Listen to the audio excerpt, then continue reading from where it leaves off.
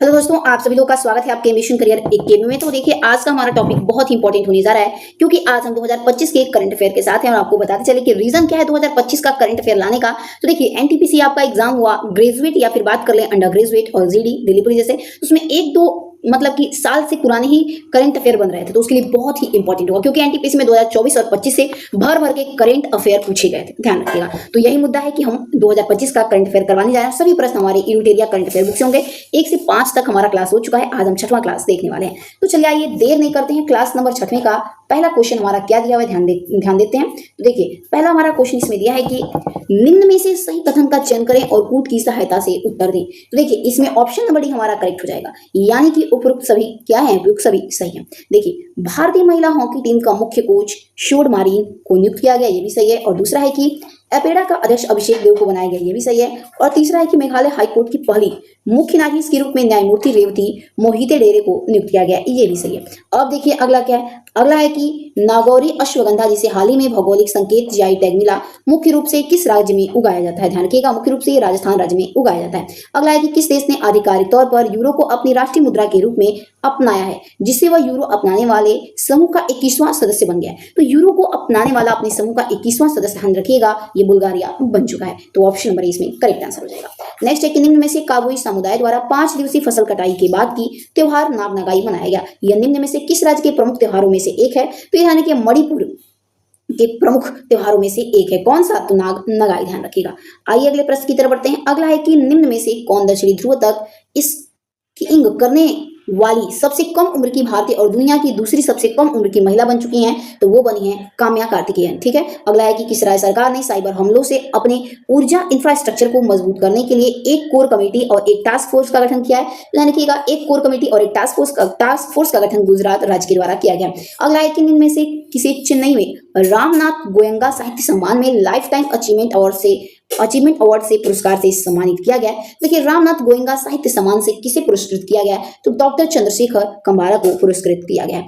अगला है कि असम के मुख्यमंत्री ने उदासीन भक्तों के लिए वित्तीय सहायता योजना शुरू की, जिसके तहत राज्य भर के अविवाहित वैष्णव संतों को हर महीने कितने की सहायता दी जाती है? तो हर महीने 1500 रुपए की सहायता दी जाती है, ये आप ध्यान रखिएगा। तो चलिए देखिए, आगे हमारा क्वेश्चन यह है कि किस राज्य ने टेक्नोलॉजी आधारित निवेश और इनोवेशन हब बनाने के उद्देश्य से अपनी आर्टिफिशियल इंटेलिजेंस और मशीन लर्निंग पॉलिसी पेश की है। तो ये पेश किया गया, ध्यान रखिएगा, तेलंगाना राज्य के द्वारा। अगला है कि केंद्रीय ग्रामीण विकास राज्य मंत्री ने चंडीगढ़ और तमिलनाडु के पायल स्थानों पर अपनी तरह की पहली राष्ट्रीय डिजिटल भूमि शासन पहल शुरू की है, जो डिजिटल इंडिया भूमि रिकॉर्ड आधुनिकीकरण कार्यक्रम के तहत भूमि प्रशासन के आधुनिकीकरण की दिशा को एक महत्वपूर्ण कदम है। इस पोर्टल का नाम क्या है? ध्यान रखिएगा, जो डिजिटल इंडिया भूमि रिकॉर्ड करेगा, तो इस पोर्टल का नाम ध्यान रखिएगा है लैंड स्टोर पोर्टल। ओके, आइए अगले प्रश्न की तरफ बढ़ते हैं। अगला है कि संयुक्त राज्य अमेरिका ने मिलिट्री ऑपरेशन का कोड नेम रखा है, जिसे किसके तहत एयर स्ट्राइक की गई और वेनेजुएला के वर्तमान राष्ट्रपति निकोल मादुरो को पकड़ा गया। ध्यान रखिएगा, इसका नाम था, ध्यान रखिएगा, ऑपरेशन एब्सोल्यूट रिजॉल्ट। अगला है, भारत के सर्वोच्च न्यायालय ने युवा कानूनी पेशेवरों को आदान प्रदान व आसान बनाने के लिए किसके साथ समझौते ज्ञापन पर हस्ताक्षर किए हैं? तो भूटान के सर्वोच्च न्यायालय के साथ मिलकर। अगला है कि हाल ही में दिवंगत मनोज कोठारी का निधन हो गया, ये किससे संबंधित है? तो मनोज कोठारी बिलियार्ड से संबंधित है। अगला है सूची पहले को सूची दूसरे से मिलान के, तो इसमें ए हमारा करेक्ट हो जाएगा, यानी कि हैनल पासपोर्ट सूचकांक 2026 में हमारे भारत देश का स्थान 75वां रहा है। एसडीजी सूचकांक में हमारे देश का स्थान 99 रहा है और एचडीआई में हमारे देश का स्थान 130वां रहा है और एशिया पावर सूचकांक में हमारे देश का स्थान 30वां रहा है। आइए अगले प्रश्न की तरफ बढ़ते हैं। अगला क्वेश्चन है कि जम्मू और कश्मीर के निम्न में से किस जिले में लाइन ऑफ कंट्रोल के पास पहला कम्युनिटी रेडियो स्टेशन रेडियो संगम शुरू किया गया? तो रेडियो संगम, ध्यान रखिएगा, राजौरी में शुरू किया गया है। नेक्स्ट क्वेश्चन देखिए, अगला है कि निम्न में से गलत कथन का चयन कीजिए। तो देखिए, इसमें गलत कथन हमारा कौन सा है उसको चयन करके बताना है। तो देखिए, ऑप्शन नंबर इसमें हमारा कौन सा करेक्ट हो जाएगा? क्वेश्चन नंबर 16 है। देखिए, डी हमारा इसमें बिल्कुल बेस्ट आंसर हो जाएगा, उपयुक्त में से कोई भी नहीं सही है, ध्यान रखिएगा। आइए अगले प्रश्न की तरफ बढ़ते हैं। एक सेकंड, इसमें से बोला है कौन सा कथन गलत है? तो उपयुक्त में से कोई भी कथन गलत नहीं, यानी कि दोनों ही कथन क्या है हमारे सही नहीं है। तो एक बार देखिए, देख लेते हैं। सांख्यिकी एवं कार्यक्रम कार्यान्वयन मंत्रालय ने सांख्यिकी का अपना नया शुभंकर लॉन्च किया है, तो ये भी सही हो जाएगा। और भारत सरकार की घोषणा के अनुसार भारत ने जापान को पीछे छोड़कर 4.1 ट्रिलियन अमेरिकी डॉलर की सकल घरेलू उत्पाद के साथ दुनिया की चौथी सबसे बड़ी अर्थव्यवस्था बन चुकी है, तो ये भी सही हो जाएगा। आइए अगले प्रश्न की तरफ बढ़ते हैं। अगला क्वेश्चन है कि हालिया जानकारी के अनुसार केंद्र शासित प्रदेश दादरा और नगर हवेली, दमन और दीव द्वारा दीव के घोघला बीच पर आयोजित किए जा रहे दूसरे खेलो इंडिया बीच गेम्स में 8 खेलों में 2100 से ज्यादा एथलीट हिस्सा लेंगे। ठीक है, इस गेम्स के शुभंकर का नाम क्या है? तो इस गेम का शुभंकर का नाम पर्ल है। अगला है कि भारत के विदेशी मंत्री विशट ट्रायंगल ने भारत में पहली भागीदारी में हिस्सा लिया। विमट ट्रायंगल किस देश के क्षेत्रीय राजनीतिक समूह है? तो ये किस देश का क्षेत्रीय समूह है? तो फ्रांस, जर्मनी और पोलैंड का ये क्षेत्रीय राजनीतिक समूह है, ध्यान रखिएगा। अगला है भारत के प्रधानमंत्री ने निम्न में से किस स्थान पर प्रकाश और कमल प्रबुद्ध शक्ति के अवशेष शीर्ष से पवित्र पिपरावा अवशेष की भव्य अंतर्राष्ट्रीय प्रदर्शनी का उद्घाटन किया है? तो ध्यान रखिएगा, बी कर हो जाएगा नई दिल्ली से। अगला है किस राज्य के राज्यपाल ने 4 से 14 वर्ष के बच्चों के लिए सांस्कृतिक और मूल्यों पर आधारित शिक्षण फल संस्कार शाला का उद्घाटन किया है? तो संस्कार शाला का आयोजन ये किस राज्य में किया गया? तो असम राज्य में किया गया। अगला इनमें से किस कंपनी ने भारत के हेपेटाइटिस ई वायरस संक्रमण को रोकने के लिए हिवेनिक्स नाम की एक नई रिकॉर्डिंग वैक्सीन लॉन्च की है? तो ध्यान रखिएगा, बी कर हो जाएगा, डॉक्टर रेड्डी लेबोरेटरीज लिमिटेड के द्वारा। नेक्स्ट क्वेश्चन है कि निम्न में से किसे called by the hills a home in the Himalaya नामक पुस्तक लिखी है? यानी कि ये पुस्तक called by the hills a home in the Himalaya, ये किसका लिखा हुआ है? ये लिखा गया अनुराधा रॉय के द्वारा। और ध्यान रखिएगा, बहुत ही इंपॉर्टेंट है, सलमान रुश्दी के जो भी किताब हो गए, अरुंधति रॉय या फिर अनुराधा रॉय, इन सभी के बुक्स हमारे हर एक एग्जामों में पूछा जाता है कि इनके द्वारा कौन सी बुक लिखी गई है। देखिए अगला है कि इनमें से किस राज्य मंत्रालय ने नई दिल्ली में वन अधिकार अधिनियम डिजिटल प्लेटफॉर्म डेवलपमेंट पर 2 दिवसीय राष्ट्रीय कार्यशाला हैकथॉन 2.0 जारी किया? तो ध्यान रखिएगा, राइट आंसर डी हो जाएगा, जनजातीय मामले के मंत्रालय के द्वारा। अगला है जनवरी 2026 में डेनमार्क, ग्रीस, पाकिस्तान, पनामा और सोमालिया के साथ संयुक्त राष्ट्र सुरक्षा परिषद के गैर अस्थायी सदस्य के रूप में किस देश ने 2 साल का कार्यकाल शुरू नहीं किया? तो नहीं किया है, तो ध्यान रखिएगा, राइट आंसर सी हो जाएगा, लातविया हो जाएगा।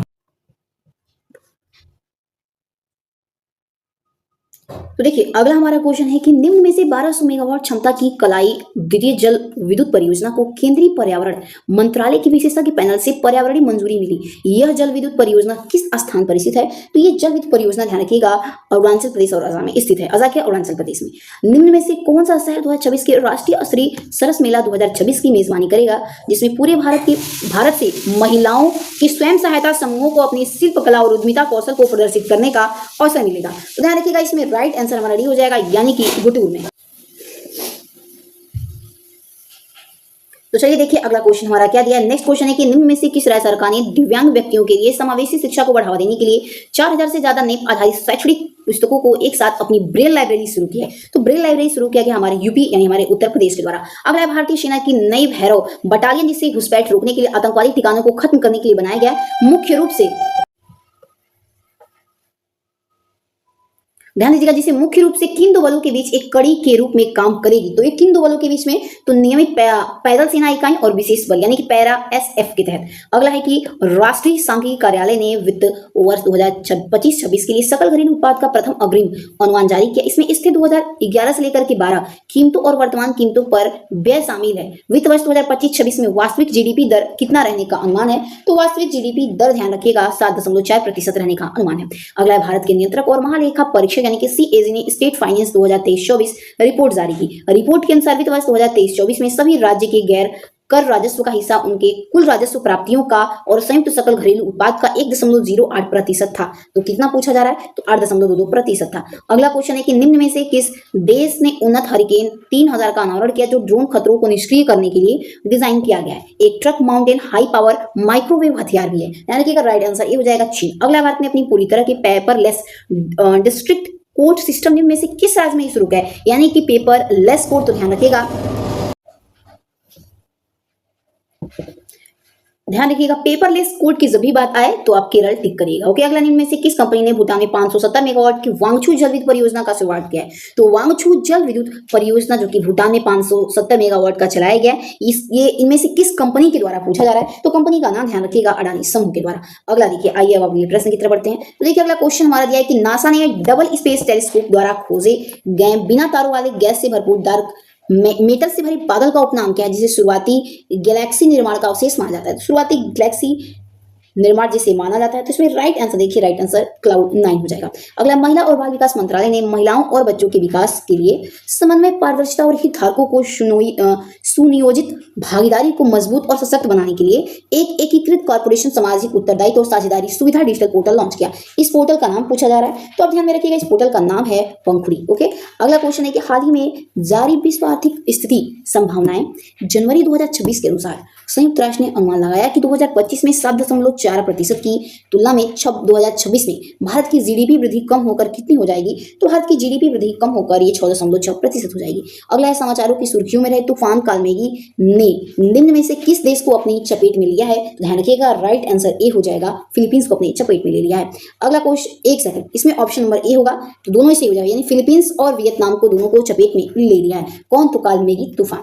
अगला क्वेश्चन देख लेते हैं। अगला है कि बाल विवाह मुक्त भारत अभियान का लक्ष्य 2026 तक बाल विवाह को कम करना है और 2030 तक भारत को बाल विवाह से मुक्त करना है। ठीक, यह अभियान किसके द्वारा चलाया गया? तो इस अभियान को चलाया गया महिला एवं बाल विकास मंत्रालय के द्वारा। अगला है, किस राज्य के मुख्यमंत्री ने कैंसर का जल्द ही पता लगाने के लिए और इसका निदान के लिए भारत की पहली कैंसर वैन का नाम आशा वैन है, ये इसका उद्घाटन कहां पर किया गया? तो उस वैन का नाम आशा वैन है और इसका उद्घाटन कहां पर किया गया? तो इसका उद्घाटन गुजरात राज्य में किया गया है। आइए अगले प्रश्न की तरफ बढ़ते हैं। देखिए, अगला है कि निम्न में से किस राज्य की सरकार ने आधिकारिक तौर पर अरलम वन्यजीव अभयारण्य का नाम बदलकर अरलम तितली अभयारण्य कर लिया है? तो देखिए, अगर आपको ये पता होगा कि अरलम वन्यजीव अभयारण्य कहाँ था जिसका नाम बदल करके अरलम तितली है, तो आपको पता चल जाएगा। तो अरलम, आप ध्यान रखिएगा, ये केरल में स्थित है और इसका नया नाम बदल करके अरलम तितली अभयारण्य कर दिया गया। ठीक है, आइए अगले प्रश्न की तरफ बढ़ते हैं। देखिए, अगला क्वेश्चन है कि रातापानी टाइगर रिजर्व मध्य प्रदेश का नाम निम्न में से किस पुरातत्वविद के नाम पर रखा गया है? तो रातापानी टाइगर रिजर्व है जो ये मध्य प्रदेश का नाम है, इसमें निम्न में से किस पुरातत्वविद के नाम पर रखा गया है? तो इसमें बी कट हो जाएगा, डॉक्टर विष्णु श्रीधर वाकड़कर के नाम पर रखा गया। अगला क्वेश्चन है कि किस राज्य ने पोषण उड़ान 2026 की शुरुआत की, जो एक अनोखी पहल है जो महिलाओं और बच्चों के बीच पोषण, स्वच्छता और समग्र स्वास्थ्य के बारे में जागरूक बढ़ाने के लिए पतंग उत्सव का इस्तेमाल करेगा? तो पतंग उत्सव का इस्तेमाल भी करेक्ट हो जाएगा, गुजरात करेगा। आइए हम अगले प्रश्न की तरफ बढ़ते हैं। ओके, देखिए, अगला क्वेश्चन है कि केंद्रीय संचार मंत्री ने 24 और 48 घंटे के अंदर डिलीवरी सुनिश्चित करने के लिए इंडिया पोस्ट की इंडिया पोस्ट की 3 नई सेवाओं को शुरू करने की घोषणा की। इन सेवाओं का नाम पूछा जा रहा है कि क्या है? देखिए, जो केंद्रीय मंत्री है, केंद्रीय संचार मंत्री के द्वारा 24 और 48 घंटे के अंदर ही डिलीवरी सुनिश्चित, यानी कि डिलीवरी पार्सल से संबंधित है क्वेश्चन। तो कितने घंटे, इस सेवाओं का नाम पूछा है कि सेवाओं का नाम क्या है? तो इन सभी सेवाओं का नाम बी करके जाएगा, 24 speed post, 24 speed post parcel और स्पीड पोस्ट 48। ठीक है, आइए अगले प्रश्न की तरफ बढ़ते हैं। अगला है कि भारतीय विशिष्ट पहचान प्राधिकरण UIDAI के आधार शुभंकर लॉन्च किया है, जो आधार सेवाओं को सार्वजनिक समझ को सरल बनाने के लिए एक नया संचार साथी है। इसका शुभंकर का क्या है? तो इसका शुभंकर, ध्यान रखिएगा, उदय है। अगला, हाल ही में DRDO की सैनिक के लिए विकसित स्वदेश तकनीक का संबंध किससे? तो DRDO के सैनिकों के लिए स्वदेश तकनीक का संबंध क्या है? तो स्वदेश तकनीक है पोर्टेबल जल शुद्धिकरण प्रणाली है। अगला, हाल ही में महामारी रोग निम्न में से निम्न के तहत मानव रेबीज को एक अधिसूचित रोग घोषित करने की घोषणा की गई है, किस राज्य के द्वारा? तो ये दिल्ली राज्य के द्वारा। अगला हमारा क्वेश्चन दिया कि संयुक्त राष्ट्र ने रेजलैंड पशुपालकों के लिए अंतर्राष्ट्रीय वर्ष घोषित किया है, किस वर्ष को? तो 2026 वर्ष को।